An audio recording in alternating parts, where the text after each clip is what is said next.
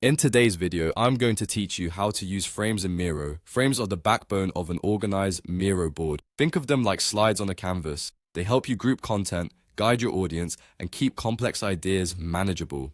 By the end of this walkthrough, you'll know exactly how to add frames, choose the right type, and customize them so that your board is easy to navigate and ready to present. Start by signing into your Miro account and opening the board where you'll be working. It can be a new board or one you already use for brainstorming, workshops, or documentation. Before you begin, make sure you have edit access and zoom to a comfortable level so you can clearly see where you want your first frame to go.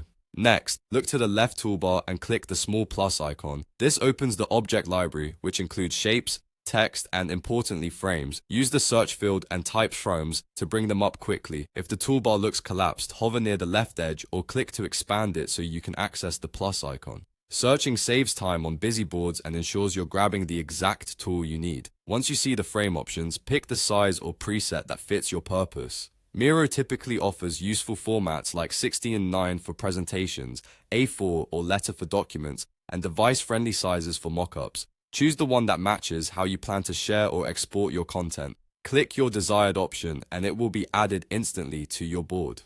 If it lands in the wrong spot, don't worry, you can drag it anywhere or resize it to fit your layout. A quick tip: align your first frame where you want your sequence to start.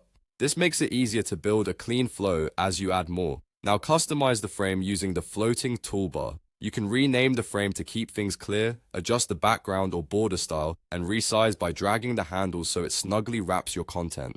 Anything inside the frame moves with it, so it's great for keeping related notes, diagrams, and images together. Duplicate a frame to maintain consistent formatting across a series, and use alignment tools to keep spacing even. You can add as many frames as you need. Just repeat the process for each section of your board.